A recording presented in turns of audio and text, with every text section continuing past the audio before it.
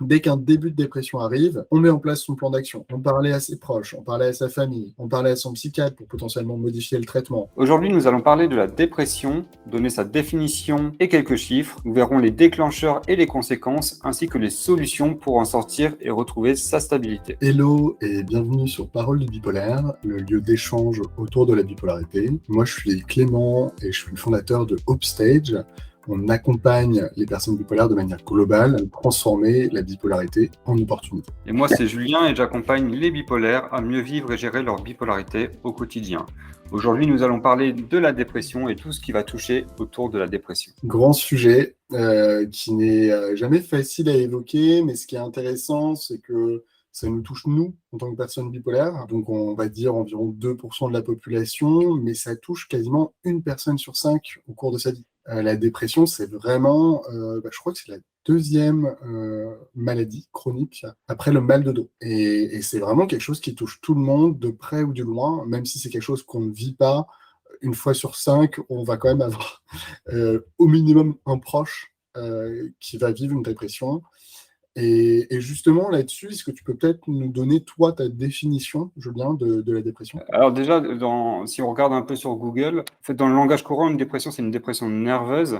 Et en fait, c'est caractérisé par des perturbations de l'humeur, donc de la tristesse, perte de plaisir, perte d'envie, et ça peut aller jusqu'à des idées suicidaires, etc. En fait, on parle de dépression avec un terme assez générique, mais il n'y a pas une dépression, mais il y a des dépressions. Ça diffère quand même de la déprime. Comment est-ce que tu définirais ce que c'est qu'une déprime par rapport à une dépression? Une déprime, c'est vraiment une tristesse passagère, comparée à la dépression où il y aura un manque de plaisir, un manque d'allant, un ralentissement cognitif, moteur. En fait, la dépression, ça englobe tout ça. Et puis la dépression, on va avoir des intensités qui sont différentes, mais qui sont quand même handicapantes au quotidien par rapport à la déprime où, certes, c'est un peu handicapant, mais on peut quand même faire des choses plus facilement, on va dire. Je pense que vraiment, ouais, il y a différents types de dépression, il y a des durées qui ne sont pas les mêmes. Et je pense que chacun, enfin, pour ma part, moi j'en ai vécu plusieurs des dépressions, mais chacun va les vivre différemment et avec une intensité qui ne sera pas la même. Dans le sens où il peut y avoir des dépressions qui sont assez courtes. On va dire que dans le meilleur des mondes, pour mon cas, lorsque ça arrive et que j'arrive rapidement à mettre en place un plan d'action, c'est-à-dire à continuer de faire du sport, à demander de l'aide à mes équipes. Quand je dis mes équipes, c'est mon psychiatre, psychologue, etc., etc., mes proches. Ça peut être très rapidement atténué et la durée peut être assez faible. Alors qu'à contrario, si jamais je m'isole et que je ne demande pas de l'aide, généralement, c'est quelque chose qui aura tendance à empirer et à se transformer en une dépression beaucoup plus grave. Il faut aussi le dire, hélas, la dépression peut entraîner jusqu'au suicide, donc c'est quand même extrêmement dangereux. En France, il y a 9000 personnes qui se suicident par an. Pour vous donner un ordre de grandeur, c'est 3 fois plus de personnes que le nombre de personnes qui meurent sur la route. C'est vraiment énorme. Grosso modo, c'est pas les mêmes chiffres entre, hélas, le taux de suicide sur les personnes bipolaires et la population générale. C'est pas vraiment en notre faveur, hein. Il y a, hélas, 15 fois plus de personnes qui vont faire une tentative de suicide dans la population bipolaire que dans la population test. Pour autant, il y a plein de solutions, on va en parler par la suite. Est-ce que toi, tu avais peut-être d'autres choses à dire sur la définition à proprement dit de la dépression? Par rapport peut-être aux durées, je pense qu'on peut dire qu'une dépression, c'est au moins 1 à 2 semaines, et après, ça peut durer des mois, voire plus en final, hein. Après, dans la dépression bipolaire, en général, on a quand même une alternance avec des phases hautes, et plus finalement la phase haute sera intense et longue, plus la dépression sera longue et intense aussi. Et on peut revenir aussi aux typologies de bipolarité. On a fait un épisode sur le sujet, mais pour le résumer brièvement, donc, il n'y a pas une bipolarité, mais il y a des bipolarités. Et selon le type de bipolarité pour laquelle on est atteinte, on va avoir des dépressions qui vont être plus ou moins fortes et plus ou moins longues. Je pense par exemple à une bipolarité type 1 où la dépression est souvent plus intense et entre guillemets on est plus longtemps en bas, que quelqu'un qui va être cyclotimique, où les phases de dépression sont quand même assez courtes et moins intenses. Donc voilà un petit peu pour ce qui est des chiffres. Il existe bien sûr énormément d'aides par rapport à ça. Euh, pour ma part, là, j'ai bien envie en fait, de parler des éléments déclencheurs, parce que c'est vrai que parfois on ne la contrôle pas, parfois elle arrive sans prévenir, et c'est pour ça qu'on doit aussi l'accepter, et en tant que personne bipolaire, bah, on va dire qu'on n'a pas de chance. Généralement, quelqu'un qui n'a pas de bipolarité ou va potentiellement avoir une dépression à cause d'un déclencheur. Pour nous, parfois, il n'y a même pas de déclencheur. Parfois, ça n'a aucune raison d'être, ça n'a aucun rapport. Pour autant, je pense que c'est important de parler justement de ces déclencheurs. Et est-ce que tu peux nous en dire un peu plus, Julien? Il y a plusieurs déclencheurs. Il y a vraiment le côté changement de vie où il va y avoir un changement important dans sa vie. Ça peut être une perte d'emploi, une rupture, un déménagement. Ça peut être ce genre de choses. Après, on peut aussi distinguer aussi les événements de vie importants qui sont plus ponctuels, du style un décès, un mariage. Ça peut vraiment. Ce qui est rigolo, c'est qu'un mariage peut déclencher une dépression. Enfin, c'est rigolo, mais c'est possible en tout cas. Et c'est assez particulier. Et comme tu le dis, des fois, il n'y a pas de raison particulière, si ce n'est que notre chimie intérieure fait qu'on va rentrer en dépression. Et souvent, c'est quand même lié au fait qu'on a fait une phase haute avant et du coup qui s'enchaîne par une dépression. Mais des fois, il y a aucune raison. Et il y a aussi le fait qui peut être intéressant de savoir, c'est que le changement de saison, ça peut enclencher des dépressions dans le sens où enfin, je pense qu'on est plus facilement en dépression en tout ce qui est hiver et l'été, on est plus facilement stable ou haut, même si on peut avoir des dépressions, hein. C'est pas une science exacte, mais je pense qu'on est plus en dépression l'hiver. Ouais, clairement. C'est même quelque chose d'ailleurs qui existe, hein. On parle de dépression saisonnière. C'est le cas chez certaines personnes. Pour ma part, je pensais que c'était ça avant que ce soit la bipolarité. Donc je pensais que c'était de la dépression saisonnière. Et c'est en partie dû au soleil, tout simplement. C'est l'une d'ailleurs des solutions, hein, qui permet d'aider à sortir de la dépression. On y reviendra un peu plus tard. Il y a le changement de lumière, il y a bien sûr la température. Le fait qu'il fasse froid, généralement, ça encourage un petit peu moins à faire de l'activité physique, de sortir dehors. On est plus isolé, on reste plus devant les écrans et ça peut être un déclencheur. L'isolement est un grand déclencheur. On peut parler aussi de tout ce qui est prise de drogue. Je pense que il faut en parler, notamment par exemple la consommation d'une drogue qui va isoler. Je pense n'importe quelle drogue en fait. Parce que l'air de rien, on prend de la drogue parce qu'on est seul souvent, et même si on le prend des fois aussi dans un contexte festif, mais en fait, la drogue entraîne souvent des phases dépressives. Et même assez naturellement parce qu'elle provoque l'envoi de dopamine. Et donc, une fois que notre corps a balancé toute la dopamine, qui est donc la molécule du bonheur, si je simplifie, on n'en a plus. Donc après, c'est le contre-coup, et le contre-coup, c'est une petite déprime, et sauf que cette petite déprime peut se transformer en dépression. Et donc, c'est vraiment ça. Et cette dépression, elle peut avoir énormément de conséquences. Là-dessus, comment est-ce que toi, tu vois les choses, Julien? Ouais, bah, clairement. Enfin, de mon expérience personnelle, je sais que quand je consommais du cannabis, moi, c'est particulièrement ça, mes phases étaient plus intenses, elles étaient plus longues. Oui, clairement, ça déclenche des dépressions. Et pareil pour l'alcool, qui est une autre forme de drogue qui est légale, mais on peut être addict à l'alcool et du coup, enfin, ça peut déclencher vraiment des dépressions. Moi, j'en ai fait un peu les frais, hein, où je buvais un peu plus à un moment donné, et derrière, en fait, j'étais moins bien, quoi. Et ça a enclenché la dépression.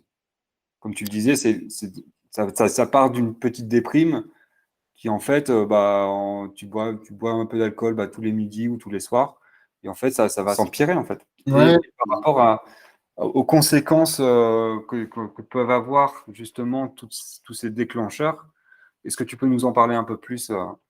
ouais, déjà pour revenir à ce que tu disais par rapport à la consommation de drogue, En fait, la consommation de drogue nous met dans un état second et quand on n'en a plus, grosso modo, on a une situation de manque. Et c'est comme ça qu'en fait, on peut avoir une petite dépression, voire une déprime, et qui peut ensuite s'empirer. Et c'est vraiment un cercle vicieux dans le sens où plus on est en manque, plus on a envie de prendre des drogues, plus on prend des drogues, plus derrière on est en déprime.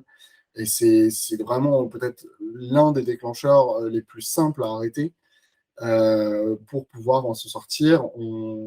Après, au niveau des conséquences, elles sont multiples, hein. Pour ma part, moi, j'ai déjà fait faillite à cause d'une dépression. Je peux en parler. C'était dans ma dernière société, c'était une agence digitale.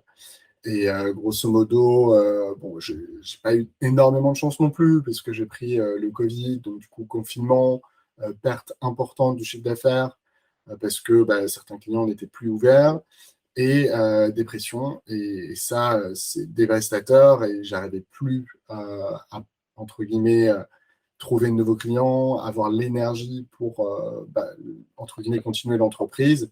Et puis les comptes ont commencé à passer au rouge et à ce moment-là, j'ai préféré déposer le bilan, ce qui est jamais facile, mais en tout cas, ça arrive et je pense que le travail est fortement impacté. Lorsqu'on est salarié, il y a tout de même la possibilité d'avoir un arrêt maladie qui est quand même un peu plus protecteur, je pense qu'on peut le dire, qui laisse un peu plus le temps de se retourner, mais l'air de rien, c'est jamais facile de revenir après un arrêt maladie.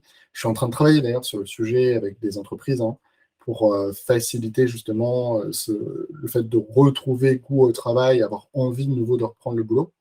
Des fois, c'est dur après une longue période d'arrêt de se remettre dans le bain. Moi, je recommande souvent pour ceux qui ont eu un arrêt, notamment une hospitalisation, de recommencer par du bénévolat. C'est une bonne manière de remettre le pied à l'étrier. Et il y a beaucoup d'associations d'ailleurs qui travaillent sur le sujet.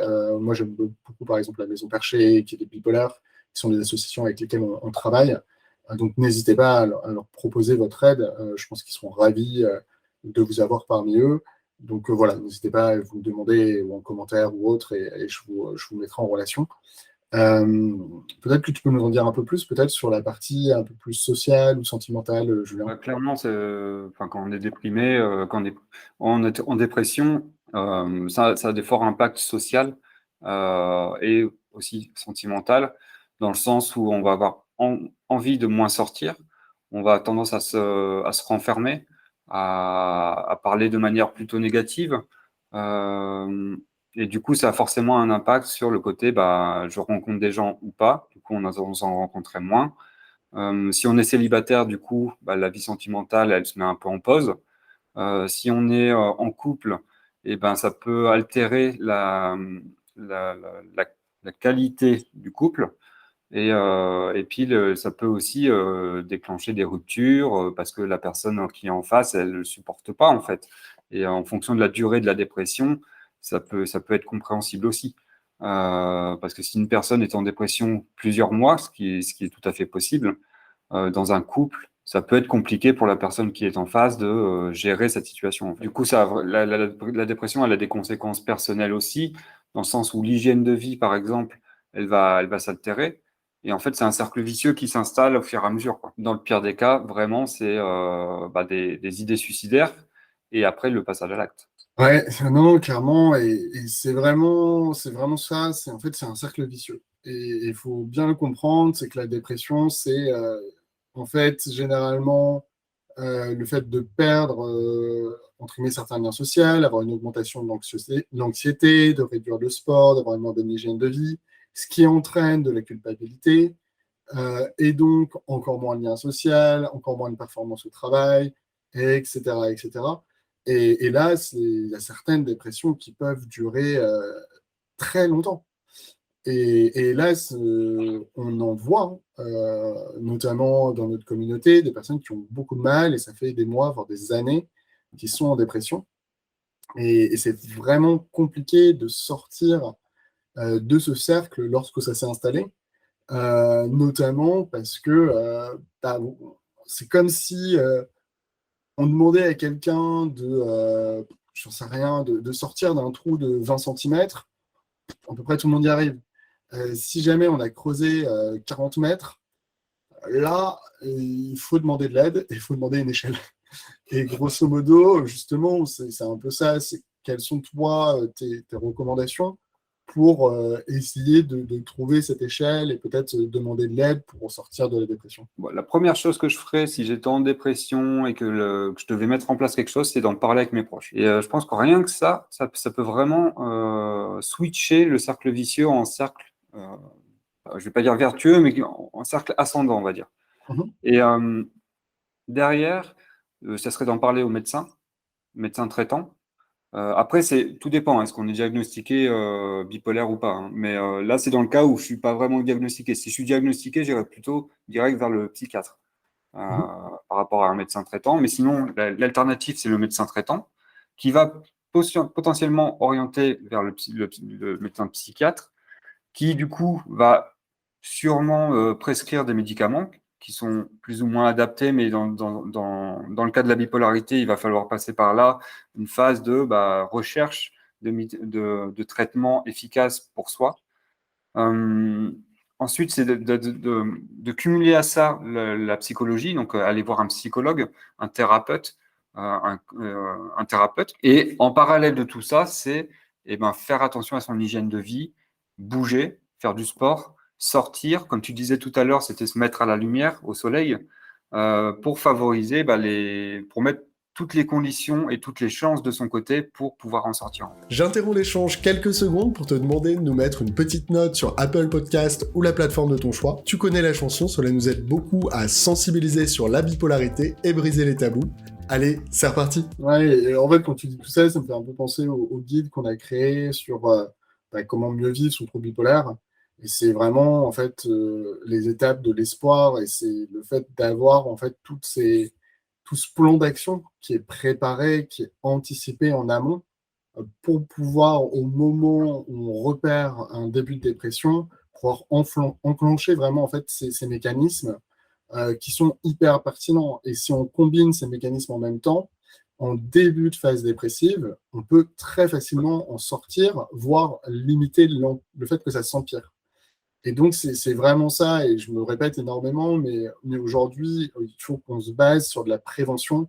C'est hyper simple de sortir un trou de 20 cm. Je dis hyper simple. Il faut quand même sauter, mais c'est envisageable et c'est réalisable pour tous. Alors qu'à contrario, quand on est 10 mètres sous terre, ça demande un effort qui est beaucoup plus important, beaucoup plus compliqué à mettre en place. Et donc, il faut vraiment que vous travaillez sur, enfin, en tout cas, moi, c'est ce que je fais personnellement, sur l'anticipation. Ok, je suis en début de phase, qu'est-ce que je fais? Quels sont les piliers que j'ai créés en amont qui font que je ne vais pas sombrer? Je pense à la dernière fois où j'ai eu une phase dépressive. Elle n'a pas été trop longue, elle n'a pas été trop intense.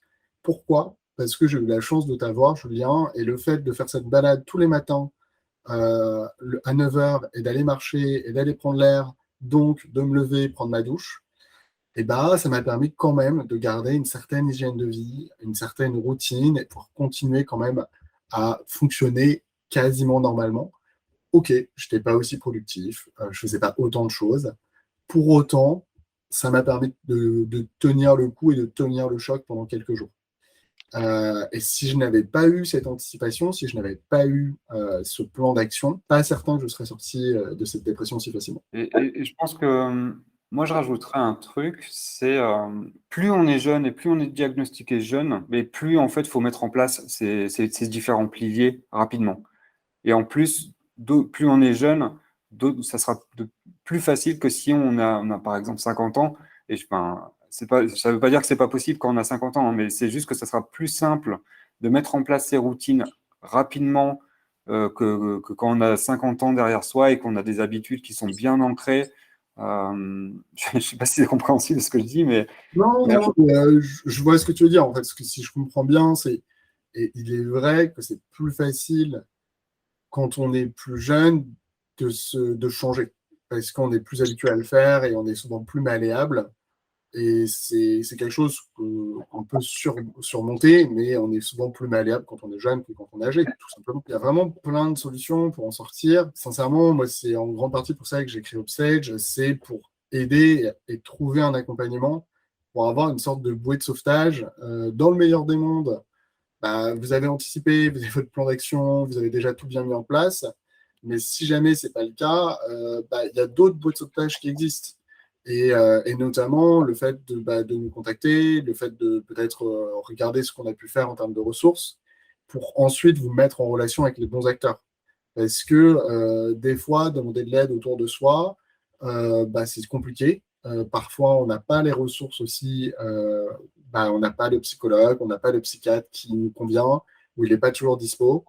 Et c'est pour ça, vraiment, n'hésitez pas. Moi, c'est la raison, et c'est pour justement éviter à d'autres de vivre ce que j'ai vécu, que je me suis lancé. C'est pour vous dire, voilà, il y a une boîte Substage.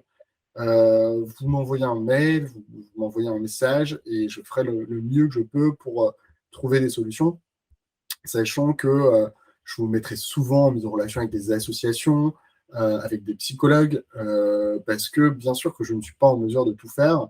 Pour autant, je suis capable de vous connecter avec les bons interlocuteurs en fonction de votre état. Je ne sais pas si toi, tu avais autre chose à dire sur le fait de sortir de la dépression. De mon côté, moi, j'ai à peu près fait le tour. Non, de mon côté aussi, je pense que tu peux passer aux conclusions, du coup. Alors, on a parlé donc d'un sujet qui est très connu et en même temps méconnu, je trouve, qui s'appelle la dépression, quand même, qui touche au cours de notre vie à peu près 20% des personnes dans la population. C'est une personne sur 5, c'est énorme, qui va connaître une dépression ou qui en a déjà connu une. Bien sûr, les chiffres ne sont pas les mêmes lorsqu'on est bipolaire ou lorsqu'on ne l'est pas.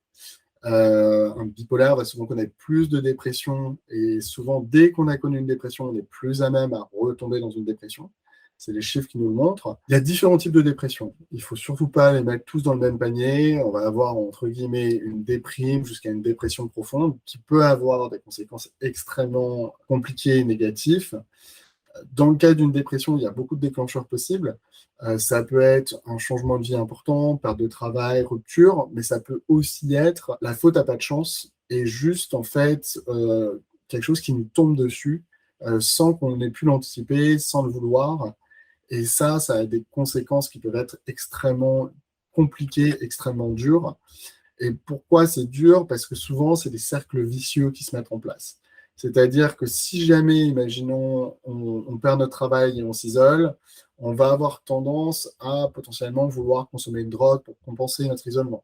On va avoir tendance à avoir moins de contacts, que ce soit social, sentimental.